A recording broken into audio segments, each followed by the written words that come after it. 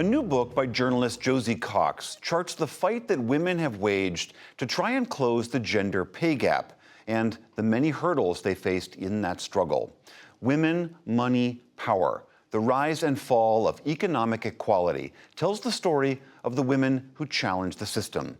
Amna Nawaz recently sat down with one of those women and the book's author.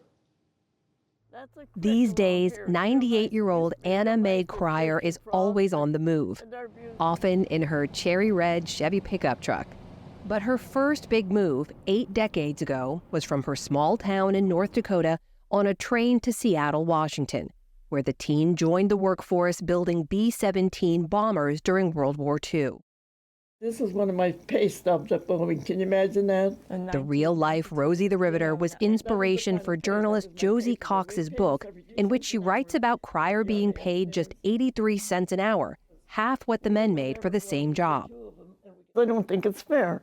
If you can do the job the same as a man, why should you get paid less? I don't understand that, and I fought that for quite a few years. All these years later, when you look back at the role that you played, do you feel like you got the credit that you deserve? Oh no, when the war was over, the men came home to flags, flying flags, parades, everything. They got all the benefits, the GI Bills, they got to go back to school, they got everything.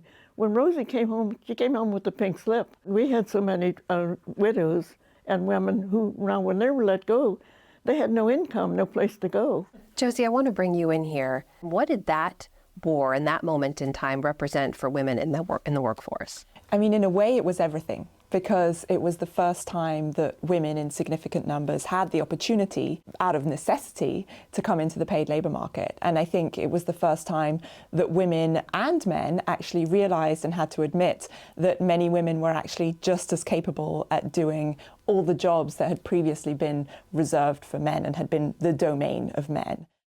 Cox's book examines the many ways gender discrimination in America was long enshrined into law, and features the barrier-breaking work of civil rights activist and legal scholar Pauli Murray. Murray graduated as the only woman in her law school class at Howard University, and first coined the term Jane Crow to describe the misogyny she endured. I think in some ways she was very ahead of her time.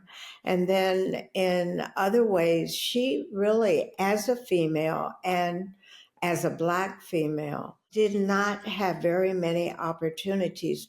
Rosita Stevens Holsey is Murray's niece and on the board of the Pauli Murray Center for History and Social Justice. She says the late Supreme Court Justice Ruth Bader Ginsburg turned to Murray's legal theories to argue her own cases. And in Murray's boundary-pushing life, she rejected gender norms and forged an intersectional approach to equality. She would do things I thought other people didn't do. For example, I've seen her smoke a cigarillo, and I had never seen anyone smoke a cigarillo. I saw her puff on a pipe once or twice. I mean, she really challenged gender norms. It was in the 1930s. She was asking for hormone therapy. She was repeatedly denied by doctors. For Pauli Murray to be making those kinds of requests, challenging those kinds of norms at that time, how big a deal was that? It was a very big deal, but oftentimes the general public did not know that. A lot of her challenging was directly with psychiatrists or doctors or psychologists, in which she was trying to determine what she was feeling and what it meant. But when other people were just looking for civil rights for basically Black men, she was already thinking, well, women are being treated like secondhand citizens. And she decided that women actually needed the same kind of organizations or laws that would protect them. Cox documents in her book how the signs of progress in the 1940s, followed by decades of legal steps like the Equal Pay Act and Title IX protections, have yet to translate into the equality they promised. The gender pay gap, for example, has narrowed but still persists. What is it about who we are or our culture, our society, that ends up blunting the force of those laws? Why haven't they delivered on the promise that they carried? The way that I characterize it in the book is that I think of the law as this fishing net with really big holes.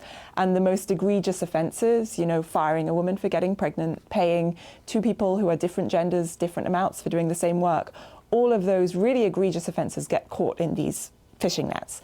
But everything else can slip through. And these things are still slipping through the cracks because they are so inextricably linked to culture and linked to the way that we think as a society. Josie, you talk a lot about childcare in the book, too. Why is this one piece of it so crucial when you're talking about female economic empowerment?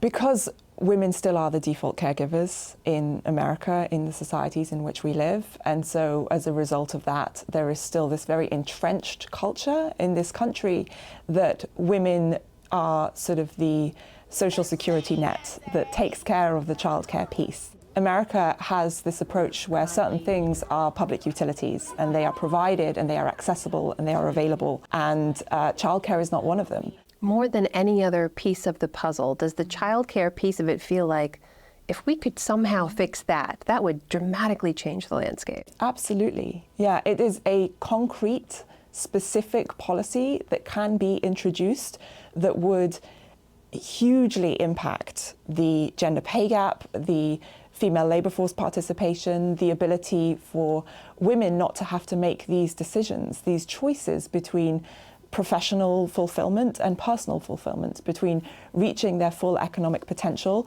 and being a present and good parent. You have multiple generations in your family alone following in your footsteps. I know. What is it that you want to be different for them than you lived through? I want people to be equal. I don't want them to be superior.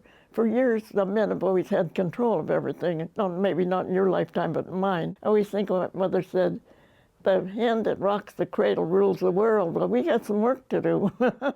And Crier's not nearly done. She heads to Washington, D.C. next month to accept the Congressional Gold Medal, the highest civilian honor, in recognition for the work she and millions of other women did decades ago.